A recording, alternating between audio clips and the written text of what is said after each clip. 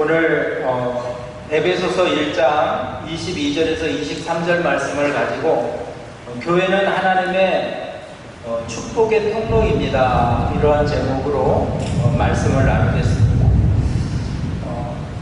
교회에 다니는 이유를 해리 에머슨이라는 분이, 목사님이 사람들이 교회에 출석하는 동기라는 주제로 4가지로 분석을 했어요. 첫 번째는 뭐냐면 생활 습관이나 관습 때문에 교회에 다닌다.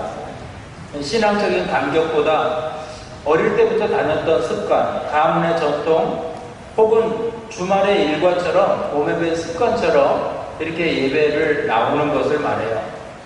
둘째는 어떤 목사님의 설교 때문에 교회에 다닌다는 거예요.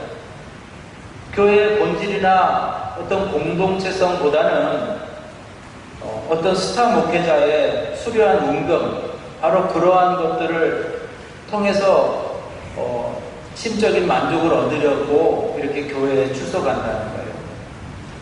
셋째는 사회적 평판과 인정을 얻기 위해서 교회를 다닌다는 거예요. 교회가 사회적으로 좋은 평판을 가지고 있을 때 이 교회 공동체의 일원이 된다는 것은 사회적 신용을 높이고 또 인맥을 넓히는 그러한 목적 가지고 교회를 나온다는 거죠. 네 번째는 일시적인 위안을 얻기 위해서 교회에 다닌다. 삶의 고난이나 어떤 스트레스, 이것을 도피하는 마음, 또 평안을 얻기 위한 마음을 얻으려고 교회에 나온다는 거예요. 여러분, 이러한 동기들은 인간적으로 이해가 됩니다. 그러나 예수님을 따르는 성도로서 십자가의 신앙과는 거리가 있어요. 그럼 미국 사람은 그렇다 치고 저와 여러분은 어떤 동기를 가지고 교회에 나옵니까? 교회를 또 어떤 동기로 다녀야 된다고 생각하십니까? 이 질문에 바른 답을 하기 위해서는 이제 교회란 무엇인가 이런 생각이 잘 정리가 돼야 돼요. 그냥 교회가 뭡니까?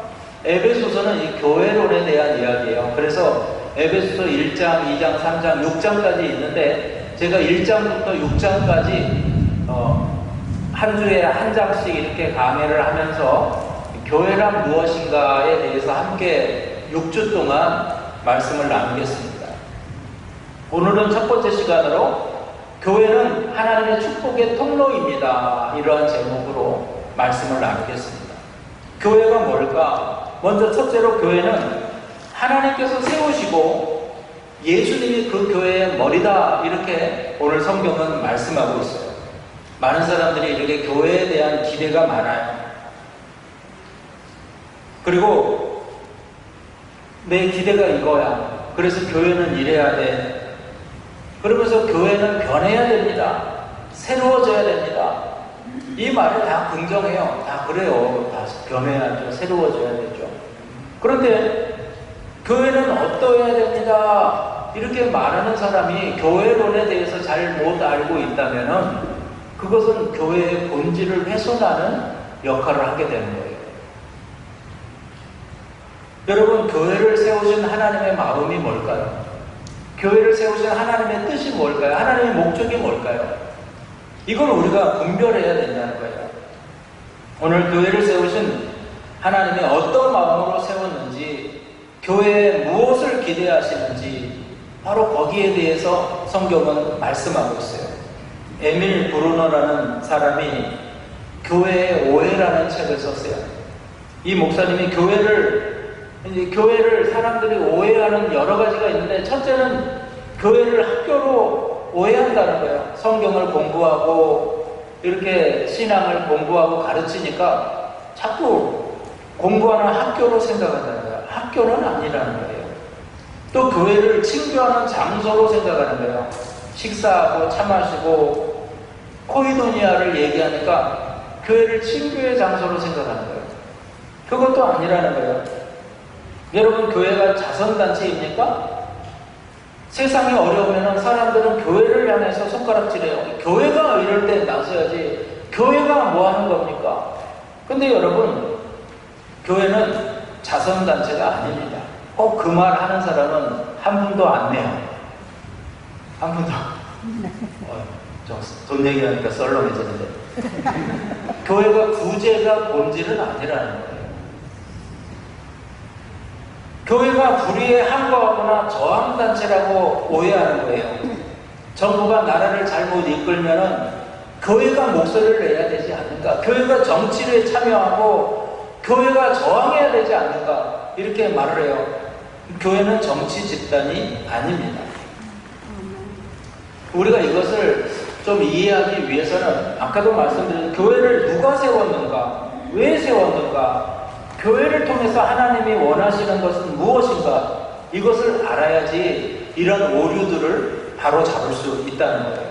에베소서 1장은 교회가 어떻게 세워졌는지, 왜 세웠는지 그 목적에 대해서 말씀하고 있어요. 첫째로 교회는 하나님이 세우셨습니다. 우리 에베소서 1장 보십시오. 교회가 성부, 성자, 성령의 합작품이라고 말씀하고 있어요. 자, 먼저 성부 하나님이 구원 사역을 예비하셨어요. 예정하셨어요. 자, 1장 4절에서 5절입니다. 곧 창세전에 그리스도 안에서 우리를 택하사 우리로 사랑 안에서 그 앞에 거룩하고 흠이 없게 하시려고 그 기쁘신 뜻대로 우리를 예정하사 예수 그리스도로 말미암아 자기의 아들들이 되게 하셨으니. 자, 성부 하나님이 작정하셨어요. 교회를 세우시기로 작정하셨어요. 교회를 통해서 우리를 구원하기로 예정하고 작정하셨다는 거예요. 두 번째는 성자 예수님이 구원 사역을 완성하셨어요. 우리 에베소서 1장 7절에 우리는 그리스도 안에서 그의 은혜의 풍성함을 따라 그의 피로 말미암아 속량 곧 죄사함을 받았느니라. 십자가에서 예수님이 피 흘려 죽으심으로 그 피로 속량 곧 죄사함을 받았다는 거예요. 구원이 완성된 것입니다. 그런데 그것과 우리와 어떤 상관이 있겠어요?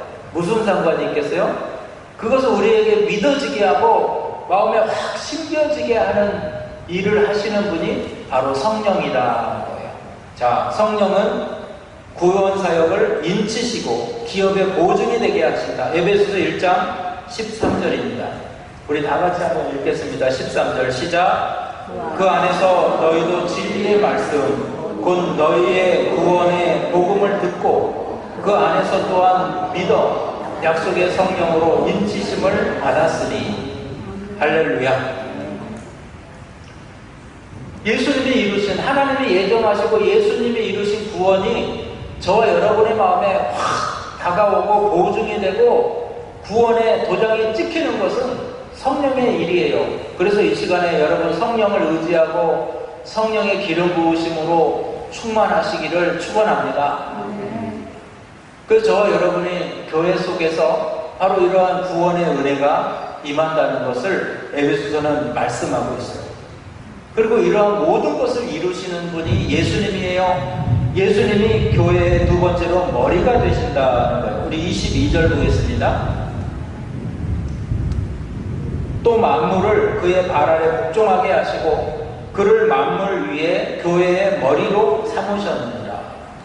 여기서 그를 누구예요? 예수 그리스도를 말씀하는 거예요. 풀이해 보면 하나님께서 만물을 예수님의 발 아래 복종하게 하셨어요. 여러분, 모든 세상의 것들은 예수님 앞에 복종하게 되어 있어요. 할렐루야. 그래서 예수 이름으로 명령하는 거예요. 예수님을 또 만물 위에 세우셨어요. 또 예수님이 교회의 머리가 되셨어요. 할렐루야. 이 교회의 머리가 되셨다. 특히 이 말씀은 두 가지의 의미가 있어요. 하나는 통치하고 다스린다는 거예요. 우리 교회는 예수님이 통치하고 다스립니다. 아멘입니까? 여러분, 사람들이 아무리 내가 이렇게 하려 해도 아니에요. 하나님이 하시는 거예요. 하나님의 뜻이 있어요. 그 뜻 앞에 교회는 인도되어져 간다는 거예요. 두 번째로 교회의 머리라는 의미는요, 근원, 뿌리, 원천이라는 뜻이에요. 예수님이 교회의 원천입니다. 뿌리입니다. 근원입니다. 아무리 초라한 교회도 예수님이 그 머리에, 그 교회의 머리가 되시기 때문에 여러분 교회는 결코 초라할 수가 없어요. 영광스러운 교회가 되는 것입니다. 아멘입니까? 제가 신학생 때 이 직장 선교회에서 이렇게 사역을 했었는데요. 거기에 저 후배 전도사가 있었어요. 후배가. 근데 이분은 참 특이한 성격을 가지세요. 이게 굉장히 이 믿음이 좋은 것이 아니라 제가 보기에는 엄청 게을러요. 게을러. 맨날 집에 이제 우리 동네 근처라서 지나가다 보면은 메리어스 바람으로 이렇게 반바지 바람으로 누워가지고 성경 보고 뭐 먹고 냄비도 막 머리 위에 있고. 근데 그 부인은 파출부를 해요. 파출부. 너무너무 힘들게 파출부하고 애들도 막 2명이 있었어요. 2명이. 고만고만한 애기 2명이 너무. 그래서 제가 그래요. 아니 자기는 신학을 할 게 아니라 좀 돈 좀 벌어야 되는 거 아니야? 저는 그때 당시에 이제 총각이었기 때문에 아무런 저희가 없는데 이 양반은 저는 이해가 되지 않는 거예요. 그래서 신학한다고 그러고 있으니까 너무 마음이 답답한 거예요. 근데 나중에 이제 제가 여의도 사역자가 되고 이분은 이제 개척을 나갔어요. 졸업을 하고.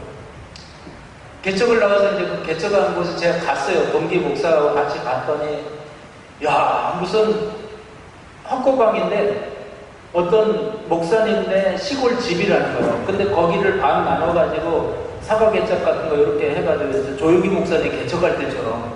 이때가 여러분 98년도인데 50년대 개척하듯이 사과 개척에 보자기 씌워가지고 그러고 하고 이쪽에서는 방으로 해서 제가 너무 이해가 안 갔어요. 돈을 벌어 아니면 큰 교회를 들어가. 큰 교회를. 그래서 이 생활도 좀 생각하고. 자기는 하나님이 부르셨다는 거예요. 그래서 너무 안 돼서 뭐 사줄까 그랬더니 회 먹고 싶대요. 그래서 회 사주고 제가 프린터기도 이렇게 뭐가 필요해요? 프린터기가 필요해요. 프린터기 사주고 카드로 긁어가지고 사주고 회 사주고 그러고 이제 왔어요. 그러고 이제 연락이 끊겼어요. 부인은 계속해서 파출부하고 막 그렇게 하고. 근데 진짜 한참이 지난 다음에 이제 제가 여기 선교 나오고 나서 몇 년 있다가 연락이 닿았습니다.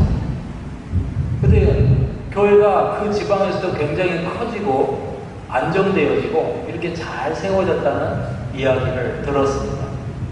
할렐루야. 근데 제가 그 전도사, 그때 당시 전도사한테 내가 맨날 뭐라고 하면서도 뭐 이게 뭐 하는 거야. 가정을 돌봐야지 하면서도 자기는 하나님이 부르셨다니까. 그리고 하나님이 이렇게 하라고 했다니까. 누가 거기에다 무슨 말을 하겠어요. 하나님이 하라고 했다는데. 그래서 제가 아무 말도 못했어요. 근데 돌이켜보면은 하나님의 예정하심과 뜻하심이 있었다는 것을 깨달았어요. 믿는다는 것은 단순히 머리로만 생각하는 것이 아니에요. 구체적으로 하나님의 통치, 예수님의 통치를 의지하는 거예요. 예수님께서 이 교회를 세우셨어요. 그리고 예수님께서 이 교회를 다스리십니다. 할렐루야. 예수님께서 저와 여러분의 삶을 통치하세요. 예수님이 우리의 인생을 다스리세요. 이러한 믿음과 신뢰를 가지고 예수님을 머리 삼아 살아가시기를 축원합니다. 내 생각과 내 감정에 앞서면은 하나님의 일을 그르칠 수가 있다는 거예요. 이거를 좀 쉽게 제가 설명해 보려다가 그런 생각을 했어요. 우리 모명순 권사님이 이제 옛날 학생들 이야기들을 많이 해주잖아요. 근데 한 번은 철야 예배가 끝나고 어떤 학생 부부에게 우리 KFC 먹으러 가자 그랬더니 이 부부가 엄청나게 좋아하면서 자기네가 응답받았다는 거야. 하나님. 왜? 그랬더니 KFC 먹고 싶어가지고 그 전날 KFC를 땅 밟게 했다는 거예요. 근데 권사님이 KFC 먹으러 가자 그래서 응답. 할렐루야 그 얘기 해주셨잖아요. 그래가지고 그 다음 이렇게 갔다는 거예요. 그래서 제가 그런 생각을 해봤어요. 우리 만약에 그 부부가 권사님 우리 KFC 먹고 싶어요. 그러면 우리 권사님 안 사주실 인격이 아니잖아요. 그죠? 무조건 사주지.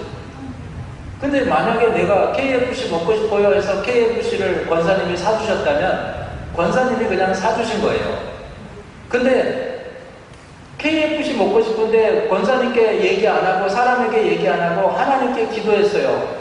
그래서 하나님이 사람을 통해서 사주셨어요. 이것은 하나님이 일하신 거예요. 아멘입니까? 여러분 이걸 생각해야 돼요. 내가 생활 가운데 삶에서 하나님의 통치하심을 따르는지 아니면 내가 그 인생을 열어가는지를 한번 생각해봐요. 오늘날 교회가 문제가 많다고 말하는 사람들 특히 보면 너무나 인간적인 모임이에요.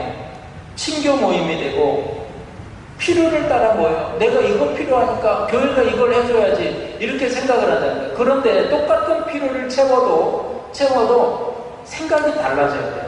예수님을 의지하는 것보다 사람을 더 의지하면요, 여러분 그거는 예수님이 하시는 게 아니라 사람을 의지하는 사람이 하는 거가 되는 거예요. 예수님을 의지하는 것보다 돈을 더 의지하면 여러분 돈이 하는 거죠. 일을 돈이 하는 거예요. 예수님을 의지하는 것보다 눈에 보이는 어떤 방식 스스로 풀어가려고 한다. 그럼 자기가 하는 거예요. 나중에 자랑이 뭐가 되느냐. 내가요 이렇게 했어요. 이게 돼버린다는 거예요. 그래서 예수님의 손길, 예수님의 방법을 여러분 인정해 주는 거예요. 그리고 예수님께 기도하는 거예요. 물론 사람을 통해서 일하시고 사람을 통해 역사하시지만 하나님께 기도가 선행되어야 되는 거예요. 바로 이것이 예수님을 머리로 생각하는 거예요.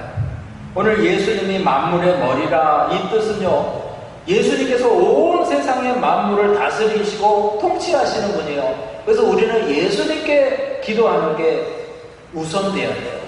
여러분 사람의 손길, 세상의 도움이 아니라 예수님의 손길, 예수님의 도움을 구하시기를 축원합니다.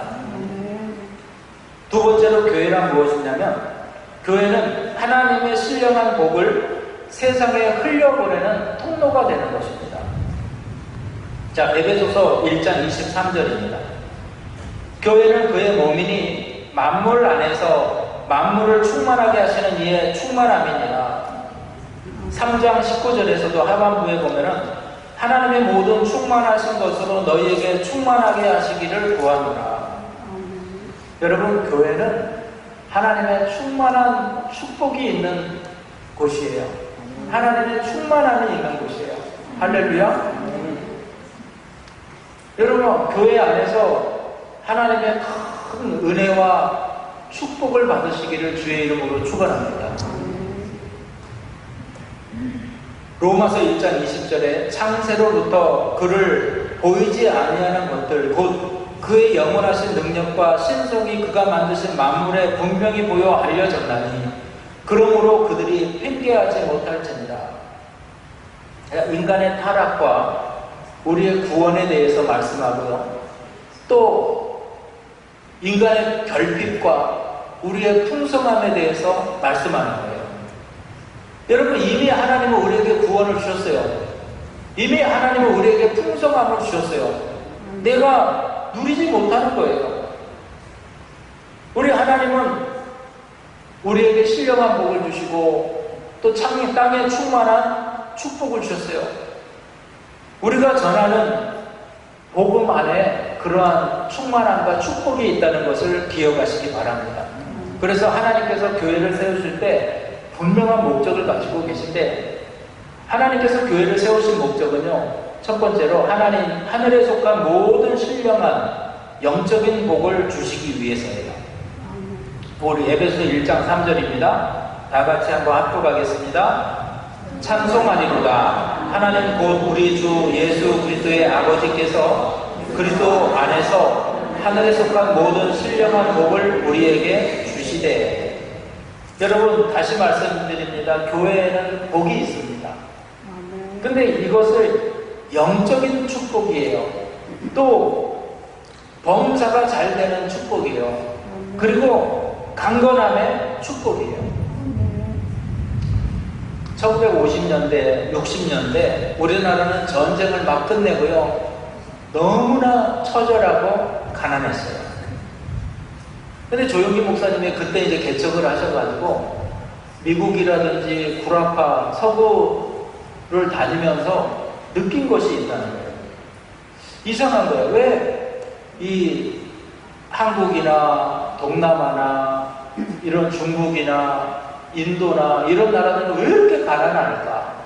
근데 미국이나 구라파는 왜 이렇게 부자일까? 기후가 좋은가? 아니 동남아 다른 나라들은요 2모작 3모작해요. 기후도 더 좋아요. 왜 문제가 뭘까? 그러다가 작은 시골 마을을 차를 타고 지나가게 됐다는 거예요. 독일 시골 마을을 지나가게 됐는데 거기서 그냥 무릎을 탁 치는 하나의 깨달음을 얻으셨다는 거예요. 그게 뭐냐? 다 집집마다 교회가 맨 가운데 있고요. 집집마다 이 교회를 향해 가지고 창이 날더라는 거예요.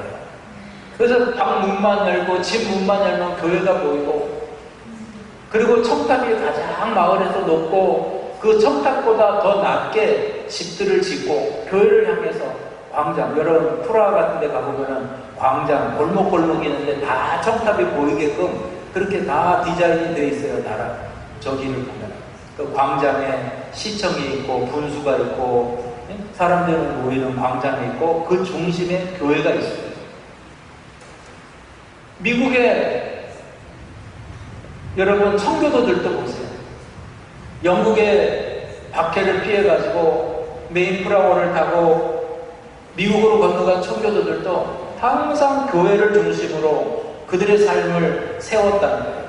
여러분 하나님 우선주의, 교회 먼저의 신앙, 교회 중심의 신앙, 바로 그것이 복이 되더라. 이것을 조경기 목사님이 깨달으셨어요. 그래서 철저하게 성도들에게 그것을 가르쳐요. 말씀에 순종하고 하나님 중심, 교회 중심, 그러한 사람에게 영혼이 잘되고 범사가 잘되고 이 땅에 건강을 주신다. 바로 이것을 강조하고 강조하시는 거예요.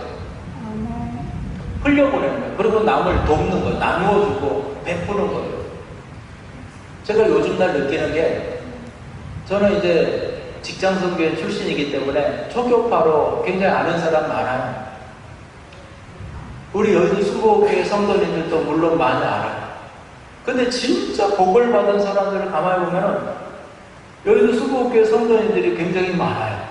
이제 연세들이 그분이 되고 가문들도 이렇게 보고 하면은 굉장히 복을 받으시는 분들이 많더라는 거예요. 여러분 하나님의 뜻 앞에 순종하고 하나님께 항상 영광 돌리는 삶을 산 사람들은 범사가 복이 돼요. 형통함이 돼요. 할렐루야. 하나님께서 저와 여러분에게 복을 예비하시고요. 그 축복은 누리게끔 하나님은 우리에게 예비하셨다는 거예요. 자, 또 하나님께서 교회를 세우신 목적은요, 하나님의 은혜와 영광을 찬송하게 하려 함이라. 자, 이것이 교회의 본질적인 역할입니다. 왜 여러분이 하나님을 찬양해야 되는지, 왜 교회는 하나님을 높여야 되는지, 하나님의 이름이 나타나야 되는지, 내가 드러나지 말고 오른손이 하는 거 왼손도 모르게 해야 하는지, 하나님만 영광받게 하시기 위함이에요. 할렐루야. 사람이 드러나는 순간부터 여러분 교회가 힘이 들어지는 거예요. 자, 에베소서 1장 6절, 에베소서 1장 12절, 에베소서 1장 14절 다 하나님의 영광을 찬송하고 있어요. 자, 띄워주세요. 에베소서 1장 6절 보세요. 우리에게 거저주시는 바 그의 은혜의 영광을 찬송하게 하려는 것이라. 이 교회의 목적이에요. 12절입니다. 하반부에 그의 영광에 찬송이 되게 하려 하십니다. 14절입니다. 그의 영광을 찬송하게 하려 하십니다. 계속해서 교회는 하나님을 찬송하는 곳이어야 돼요. 이게 중요한 역할이에요. 그래서 하나님이 영광 받으시고 하나님이 높임 받으시는 우리 교회가 되시기를 주의 이름으로 축원합니다. 우리 성가대 찬양할 때 그 찬송을 하나님이 너무너무 기뻐하세요. 아멘입니까? 찬양을 하나님이 기뻐하세요. 저와 여러분의 삶에서 모든 것이 하나님의 영광입니다. 하나님이 하셨습니다. 이것을 하나님이 너무너무 기뻐하세요. 마지막 세 번째, 하나님이 교회를 세우신 목적은요, 신령한 복을 세상을 향해 흘려보내는 사명을 주셨다는 거예요. 사명 때문에 만드셨다는 거예요. 하나님이 이렇게 우리 교회에게, 저와 여러분에게 엄청난 복을 주셨어요. 예수 그리스도, 성령, 또 신령한 은혜와 축복, 은사와 달란트 많이 주셨어요. 그리고 우리는 이런 영적인 또 혼적인 범사의 축복을 받은 우리는 이 복을 여러분 사람들을 향해 흘려보내야 돼요. 세상을 향해 흘려보내야 돼요. 교회가 충만함을 입고 그 충만함을 흘려보낸다. 이게 굉장히 중요한 부분이에요. 제가 지난 시간에도 마태복음 28장 19절에서 20절, 너희는 가서 민족을 제자 삼고 아버지 아들과 성령의 이름으로 침례를 주고 그리고 가르쳐 지키게 하고 세상 끝날까지 너희와 함께 하겠다. 예수님의 지상 명령에 대해서, 선교에 대해서 말씀을 드렸어요. 이게 바로 나누어주는 거예요. 복음을 심어주고 나누어주고 베푸는 거예요. 이게 선교의 정신이에요. 이스라엘에 가면 두 개의 큰 물줄기가 있어요. 하나는 갈릴리 바다예요. 북쪽에 갈릴리 바다가 있는데 헬몬산에서 이렇게 내려오는 물줄기를 받아가지고요, 이 갈릴리 바다는 요단강을 통해 가지고 그 물을 다 흘려보내요. 그러니까 물이 들어오면 다 흘러가요. 들어오면 흘러가고 들어오면 흘러가고. 그런데 이 갈릴리는 여러분 풍성한 바다예요. 생명력이 가득하고 푸르고 풍성해요. 반면에 물을 받아들이기만 하고 한 방울도 흘려보내지 않는 남쪽에 바다가 있어요. 그게 사해 바다예요. 말 그대로 죽은 바다예요. 들어온 물이 갇혀가지고 증발합니다. 그러니까 염도가 높아져서 어떤 생물도 살 수 없는 죽음의 땅이 돼버렸어요. 저도 거기 가가지고 반바지 입고 이렇게 둥둥둥 떠서 사해바다 체험을 하고 왔거든요. 근데 다 사막에 그냥 물만 이렇게 덩그러니 있는 거예요. 완전 사막. 아무런 생명체가 없어요. 여러분, 우리 인생이 바로 그래요. 하나님께서 저와 여러분에게 영적인 축복을 주시고 범사의 복을 주시고 강건함의 축복을 주셨는데 이것을 흘려보내지 않고 나만 간직하고 있으면요, 그것이 복이 되지 못한다는 거예요.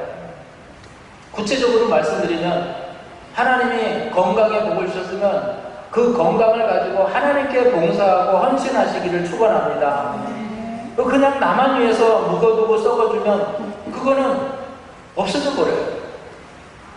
또 하나님이 범사에 복을 주셨어요. 물질적인 복과 범사의 축복을 많이 주셨어요. 그런데 그 복을 받아놓고는 한 번도 헌신하지 않고 구제하지 않고 쓰지 않으면요, 그것도 없어져 버려요.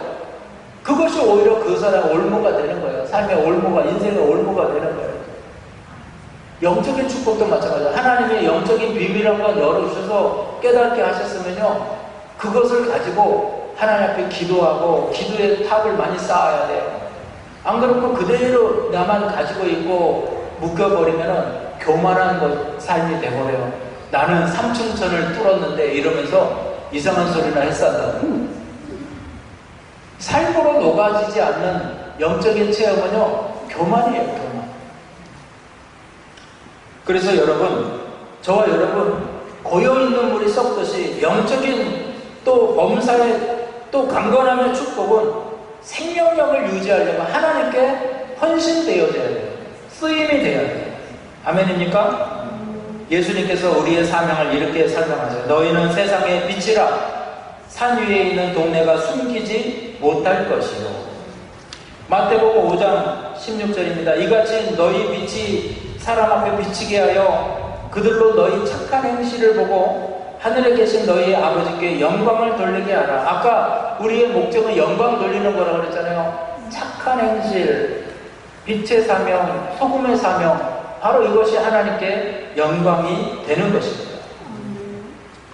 이런 본질을 잃어버린 교회는, 또 잃어버린 개인은 세상 가운데 어떤 평가를 받게 될까요? 마태복음 5장 13절에 예수님이 친히 하신 말씀이요, 너희는 세상의 소금이니 소금이 만일 그 맛을 잃으면 무엇으로 짜게 하리요?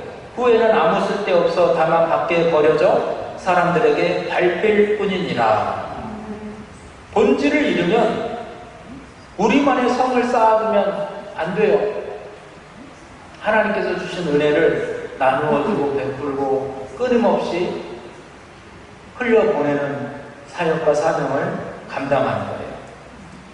어떤 사람들은 그렇게 말해요. 우리가 좀 안정되고 이렇게 좀 평안해지면 그런 사명도 잘 할 수 있고 이렇게 생각. 아니에요. 오히려 불안전할 때 우리는 사명을 더 감당할 수 있어요. 세상의 전쟁의 소문과 위협과 경제적인 어려움, 힘든 전염병, 여러분 이 가운데 교회는요 사명을 감당하는 거예요.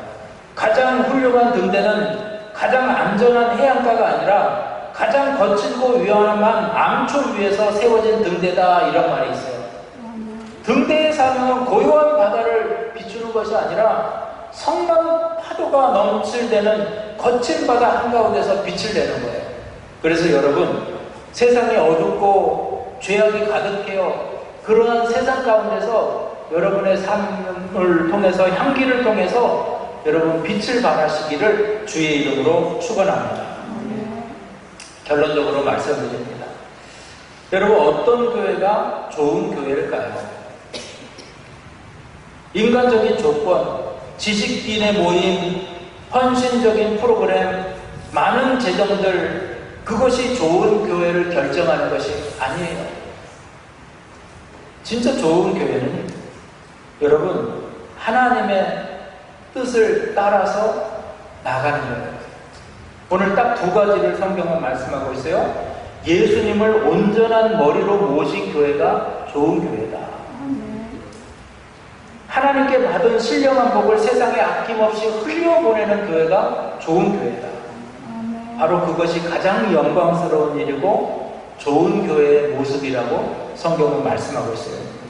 자, 다 잊어버려도 좋아요. 딱 두 가지만 외웁시다. 예수님이 저와 여러분의 인생의 교회의 통치자가 되십니다. 그리고 우리는 복을 받아야 돼요. 그리고 그 받은 복을 흘려보내야 돼요. 그냥 움켜쥐지 말고 흘려보내는 교회가 되시기를 축원합니다.